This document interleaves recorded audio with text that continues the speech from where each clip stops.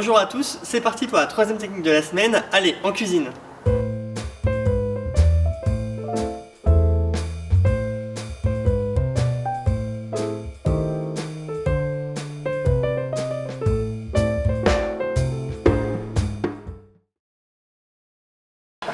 Bonjour à tous et bienvenue sur R2.fr.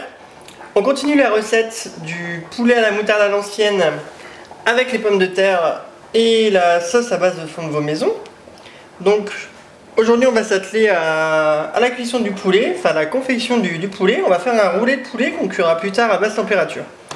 Donc pour ce faire il vous faut un filet de poulet. Donc on va le dégraisser, on va enlever les parties un peu grasses, parties de ce type. Ensuite on va le couper en deux dans la longueur mais sans aller au bout du poulet pour avoir quelque chose de plus grand.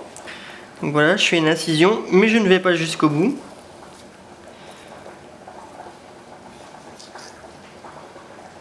Voilà, là c'est très bien. Donc ça nous donne un poulet deux fois plus grand dans la mesure où je l'ai coupé en deux. Ensuite, on va ajouter la farce à ce niveau. Donc c'est la farce qu'on a préparée hier à base de champignons, de choux de Bruxelles, d'échalotes et de moutarde à l'ancienne. Voilà. Ensuite, on va l'enrouler dans une bande de film transparent. Donc vous faites une belle bande de film transparent. Donc faites-la assez large parce qu'après on va faire un boudin qu'on va rouler. Et pour faire les nœuds au bout du boudin, ce sera beaucoup plus facile. Donc je vous conseille de faire une bande bien large pour ne pas être embêté. Vous prenez votre poulet, vous le mettez au milieu.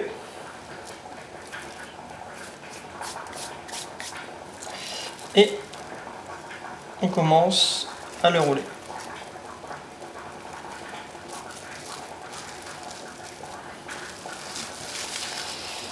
Voilà. Donc le but maintenant c'est de faire un boudin.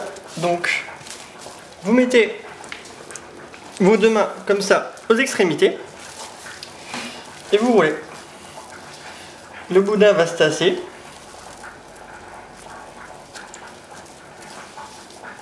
Donc c'est volontaire, hein, le but c'est d'avoir quelque chose de bien rond. Et ensuite, on va faire des nœuds. Donc c'est simple, vous faites une petite boucle de cette manière. D'où l'importance de faire une bande suffisamment large pour ne pas être embêté avec le nœud. Et ensuite le but c'est d'avoir un nœud qui va le plus loin possible, histoire d'avoir un boudin bien serré. Voilà. Maintenant dans l'autre sens, on tasse bien de ce côté-là. On reroule si nécessaire. Je le fais dans l'autre sens. Voilà. Ça permet au boudin de se tasser. Et même opération, on fait un nœud. On fait une boucle de cette manière. Et on fait en sorte de le tirer pour que ça aille le plus loin possible. Voilà. Donc vous avez un beau boudin. Maintenant, avec une feuille d'aluminium, on va donner la forme au boudin pour qu'il soit vraiment parfaitement rond.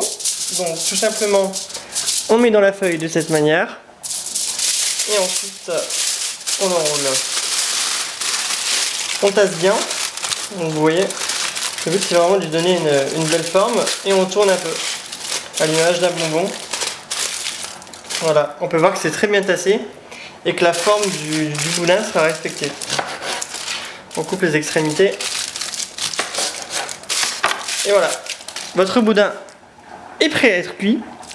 C'est fini pour aujourd'hui. Je vous retrouve demain pour la cuisson. On va cuire le boudin donc dans un bouillon à basse température et ensuite on va le colorer dans du beurre.